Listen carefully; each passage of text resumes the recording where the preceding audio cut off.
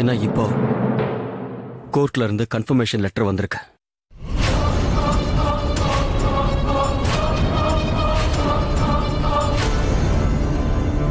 இன்னையில இருந்து 1 மாசத்துக்கு அப்புறம் எனக்கும் உனக்கும் விவாகரத்து கிடைச்சிரும்.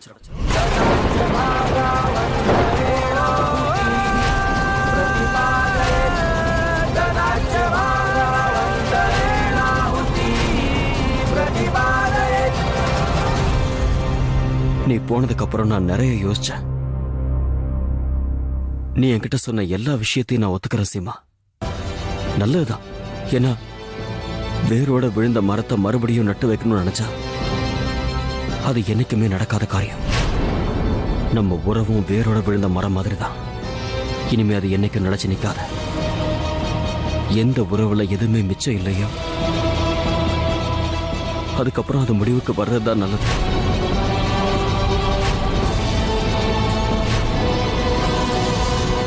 இன்னையில இருந்து 1 மாசத்துக்கு அப்புறம் நாம 2 பேரும் டிவோர்ஸ் பேப்பர்ஸ்ல சைன் பண்ணுவோம்.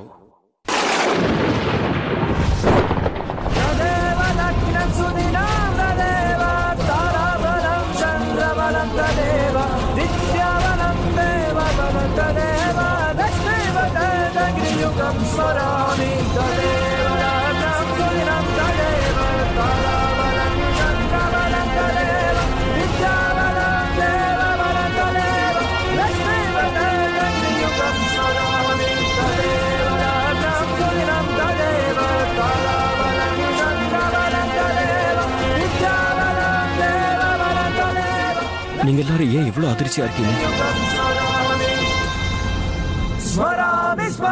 இந்த முடிவு என்னோடதுதான். ஆனா நான் எடுத்த முடிவு இப்ப நடந்திருக்குன்னா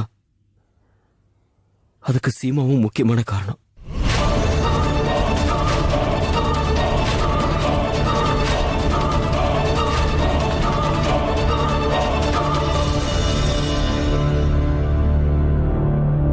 எனக்கு தெரியும் எல்லா மனுஷங்களுக்கும் தாங்கிக்கிறதுக்குன்னு ஒரு மனசு இருக்கும்.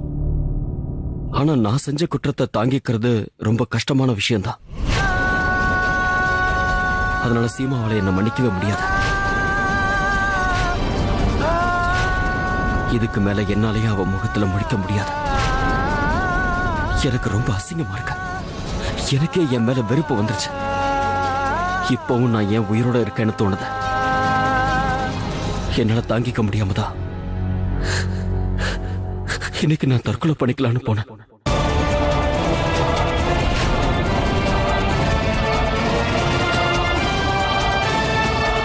என் உயிரை நானே எடுத்துக்கிற அளவுக்கு எனக்கு இன்னும் தைரியம் வரல.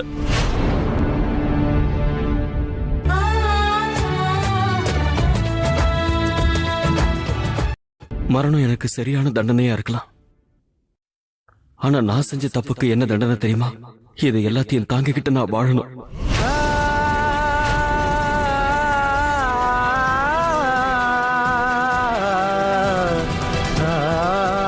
இனிமே நான் சீமா கிட்ட இருந்து பிரிஞ்சிருக்கணும்.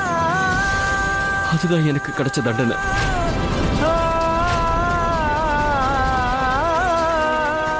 இதுக்கு மேல இந்த உறவை ஒரு பாரமா நினைச்சு வாழ்றதை விட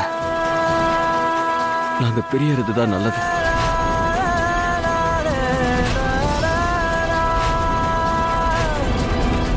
எனக்கு தெரியும் சீமா, ஒருவேளை இதுக்கு மேலே நான் இங்க இருந்தா உன் மனசுல இருக்கிற பாரம் நாளுக்கு நாள் அதிகமாக தான் ஆகும். இதுக்கு மேல நீ கஷ்டப்படுறதை என்னால பார்த்துக்கிட்டு இருக்க முடியாது. அதனால நான் யோசிச்சு ஒரு முடிவுக்கு வந்துட்டேன். இனிமே நான் இந்த வீட்டுல இருக்க போறதில்ல.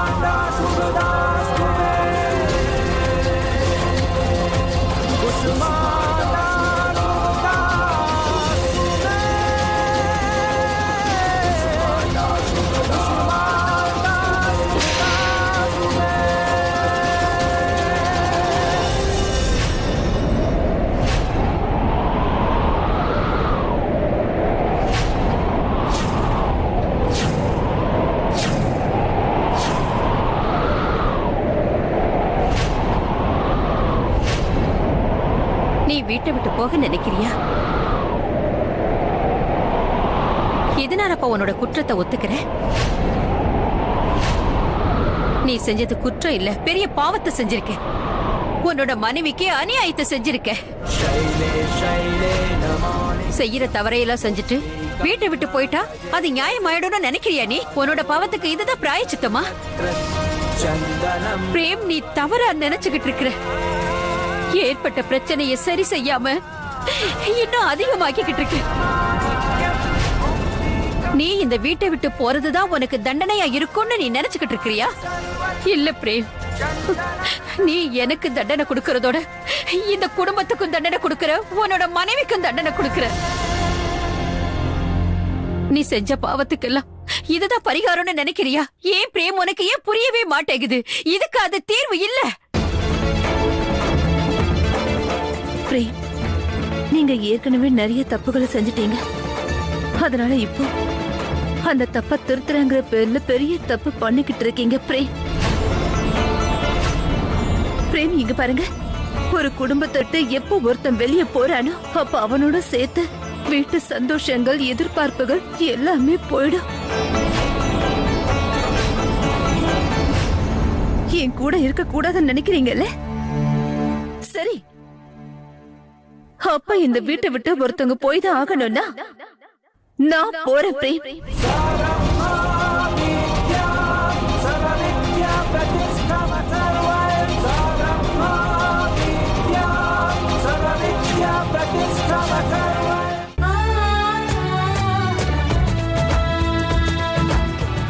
அம்மா அப்பாவோட நிழல் போன உடனே சுமித்ராவோட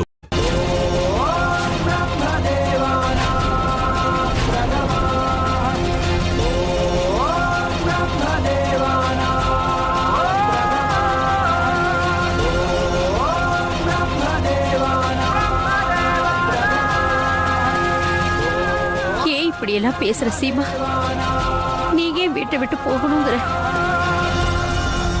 நீ எங்கேயும் போக கூடாது, நான் போக விட மாட்டேன். என் பையன் தான் குற்றவாளியா நிக்கிறான்.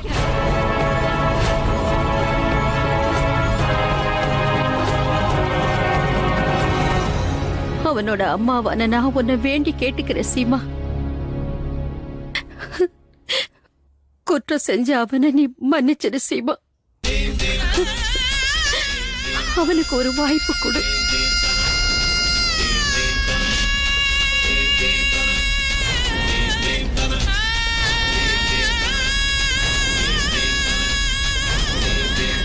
சீமா,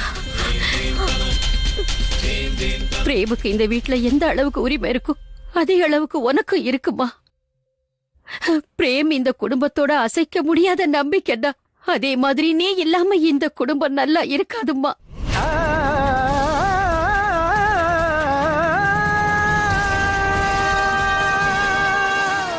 எனக்கு எனக்கு எல்லாம் தெரியும் சீமா. இந்த சூழ்நிலையில அவனோட கடமைகளை நீ நிறைவேற்றுறது உனக்கு கஷ்டமா தான் இருக்கும். அது எனக்கு புரியுது சீமா. அம்மாடி, நான் ஒரு தாயா இருக்கிறதுனால உனக்கு புரிய வைக்கணும்னு நினைக்கிறேன். இந்த வீட்டுக்கு நீ ஒரு மருமக மட்டும் இல்லம்மா. இங்க இருக்கிற எல்லாருக்கும் நீ மக மாதிரி. ஒரு விஷயத்த சொல்ல விரும்புறேன். இத பாரு சீமா, நீ ஒரு குழந்தைக்கு தாய். அஞ்சலியும் சஞ்சனாவையும் பத்தி யோசிச்சு பாரு. அந்த குழந்தைங்களுக்கு உங்களோட அன்பும் வளர்ப்பும் ரொம்ப ரொம்ப அவசியமா. கொஞ்சம் யோசிச்சு பாரு. இந்த குடும்பத்துக்காக பிரேம நீ மன்னிச்சிருமா. நீ என்னோட மகனை மன்னிச்சிருவேன்னு நான் நம்புறேன் சீமா.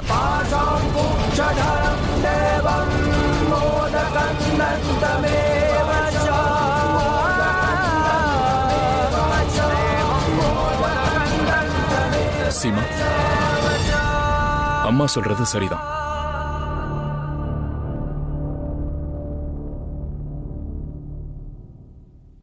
சீமா, என் தம்பி தப்பு பண்ணிட்டாங்கிறத நான் ஒத்துக்கிறேன். ஆனா ஒரு விஷயம் சீமா,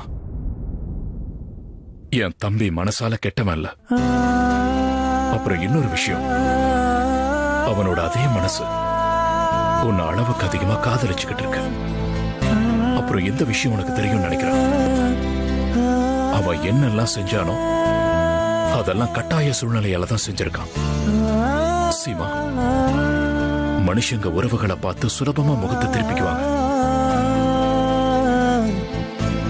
ஆனா எந்த சூழ்நிலையிலையும் அதை காப்பாத்துறது தான் கஷ்டமான விஷயம். அப்புறம் இந்த விஷயத்தை நீதான் எங்களுக்கு கத்துக் கொடுத்த இல்ல? அதனால தோல்வியை ஏத்துக்காத. ஏன்னா இது உன்னோட தோல்வி மட்டும் இல்ல, அந்த கொள்கைக்கும் உதாரணத்துக்கான தோல்வியா இருக்கும். எத்தனை நாள் நீ அதை காப்பாத்திட்டு வந்த? எந்த உதாரணங்களுக்காகவும் கொள்கைகளுக்காகவும் நான் எப்பவும் போராடிட்டு வந்தேனோ, எனக்கு அதுவே பிரேம என்ன மன்னிக்க விடாம தடுத்துக்கிட்டு இருக்க.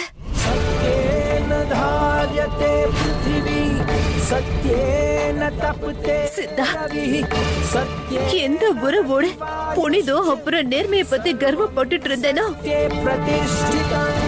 எனக்கு அதே உறவு என்ன அவமானப்படுத்தி அசிங்கப்படுத்திருச்சு சித்தார்த்.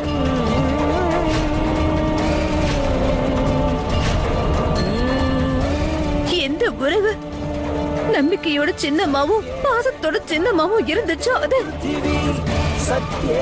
இன்னைக்கு சின்ன பின்னமா நொறுங்கி போயிடுச்சு.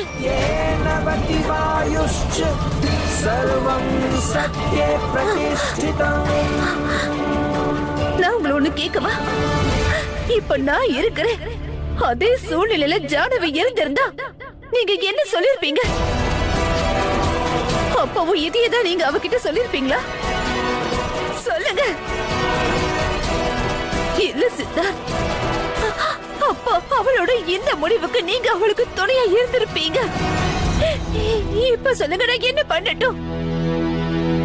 மனசுல இவ்வளவு தீ வச்சுக்கிட்டு உங்க கூட பாசமா எப்படி என்னால இருக்க முடியும்?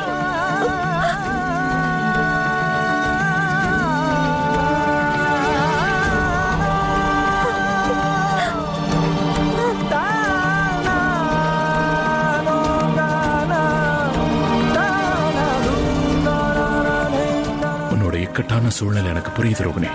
நீ இந்த குடும்பத்துக்கு துணையா போகலாமா இல்ல உங்க அக்கா எடுக்கிற முடிவுக்கு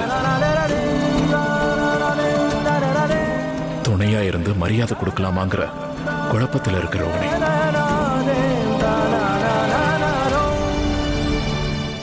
சீமா, இந்த சிச்சுவேஷன்ல என்ன சொல்லணும்னு எனக்கு தெரியல. ஆனா ஒண்ணு மட்டும்தான் சொல்லுவேன், அவசரப்பட்டு எந்த முடிவும் எடுத்துறாத.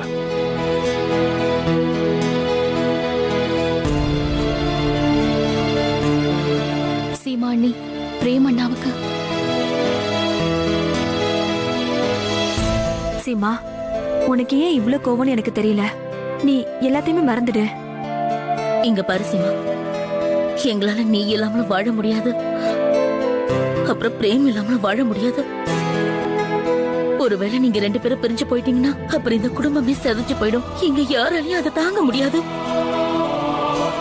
அதனால நீ முடிவெடுக்கிறதுக்கு முன்னாடி ஒரு தடவை நல்லா யோசிச்சுக்கோ.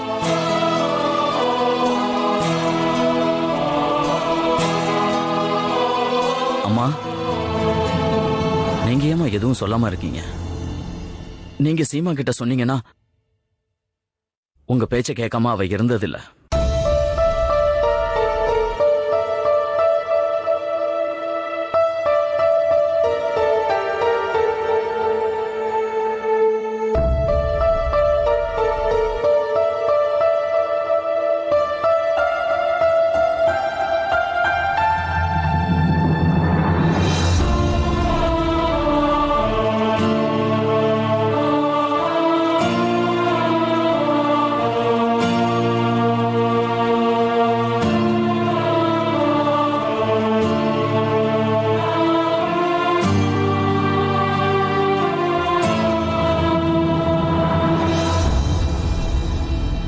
என்னம்மா எதுவும் சொல்லாம போறீங்க?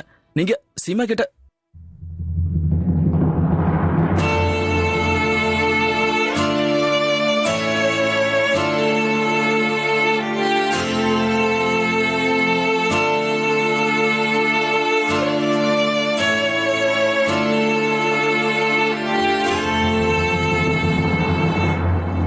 அம்மா பெரியத்த பெரியத்த அம்மா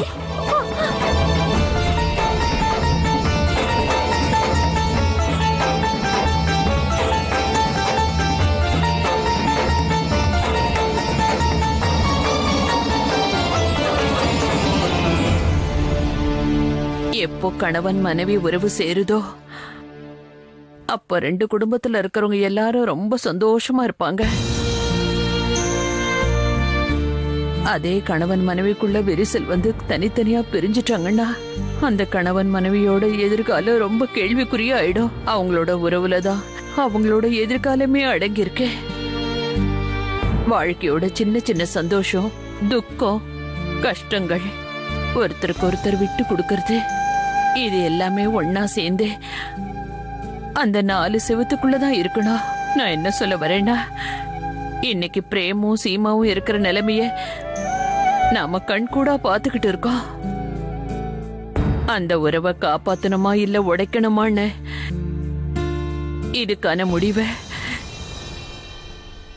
அவங்க 2 பேர் மட்டும்தான் எடுக்க முடியும்.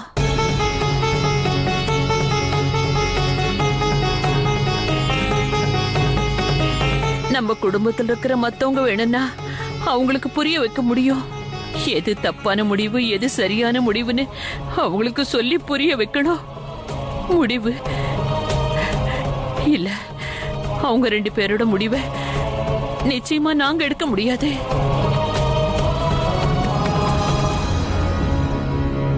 அவங்களோட முடிவுல நம்ம குடும்பத்தோட எதிர்காலமே அடங்கி இருந்துச்சுன்னா அப்புறம் எங்களுக்கும் அந்த உறவு மேல கொஞ்சம் உரிமை இருக்கும்ல.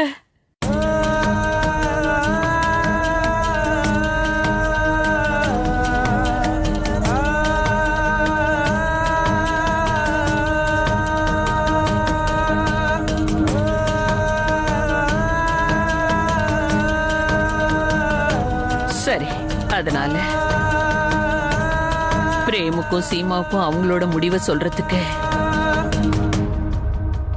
நான் நாளை காலையில வரைக்கும் காத்துக்கிட்டு இருக்கேன்.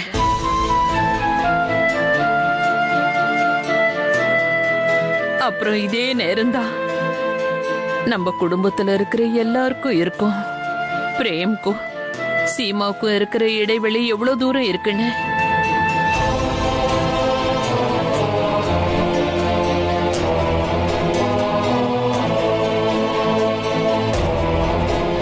ஆனா நாளைக்கு பொழுது விடிஞ்சதுக்கு அப்புறம் சீமா என்ன முடிவு எடுத்தாலோ அதுல யாரும் எந்த கேள்வியும் கேட்க கூடாது.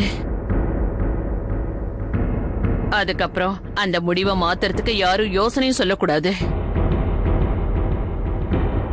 நான் என்ன சொல்ல வரேன்னா, சீமா எந்த முடிவு எடுத்தாலும் நாம எல்லாரும் அத அந்த அம்மனோட முடிவா நினைச்சு அதை நாம ஏத்துக்கணும்.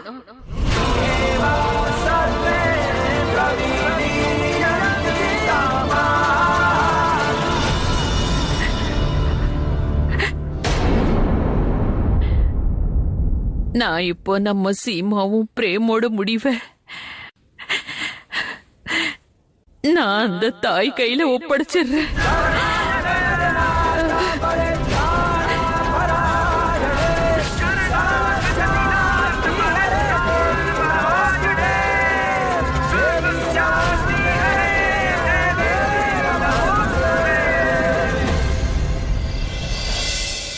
இங்க பாரு பிரேம், புரிஞ்சுக்க முயற்சி பண்ணு.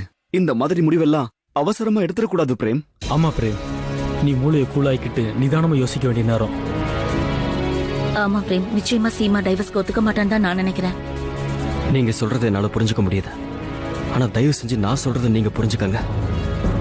நான் செஞ்ச குற்றத்துக்காக சீமா கிட்ட எப்பவோ கையெடுத்து கும்பிட்டு மன்னிப்பு கேட்டுட்டேன். ஆனா அவ என்ன மன்னிக்கிறதுக்கு தயாரா இல்ல. இப்ப என் மனசுல இருக்கிற பெரிய வேதனை இதுதான். அவ என்ன மன்னிப்பான்னு எனக்கு தோணல. அதே நேரத்துல என்ன தண்டிக்கவும் தயாரா இல்ல. ஏன்னா அவளுக்கு ரொம்ப நல்லா தெரியும், ஒருவேளை அவ எனக்கு தண்டனை கொடுத்தான்னா என்னை விட அதிகமா அவ தான் கஷ்டப்படுவா. பிரேம், அண்ணி ப்ளீஸ், நான் சீமாவோட நம்பிக்கை உடைச்சு ஏற்கனவே பெரிய குற்றம் பண்ணிருக்கேன். இதுக்கு மேல அவளை என் கூட சேர்ந்து வாழணும்னு வற்புறுத்துறத என்னை பொறுத்த வரைக்கும் அநியாயம். அவ கஷ்டப்படுறத என்னால தாங்க முடியாது. நான் நல்லா யோசிச்சுதான் இந்த முடிவு எடுத்திருக்கேன். அவ இதுக்கு மேலேயும் இந்த கஷ்டத்தை அனுபவிக்க கூடாது. என்ன அவளை விட்டு என்னால கொஞ்சம் தூரமா இருந்து வாழ முடியும். ஆனா அவ பக்கத்துல இருந்துகிட்டு விலகி இருக்கிறது என்னால முடியாத காரியம். நான் என்னோட முடிவை எடுத்துட்டேன். இந்த விஷயத்துல சீமா என்ன முடிவு எடுக்கணும்னு அவதான் முடிவு பண்ணணும்.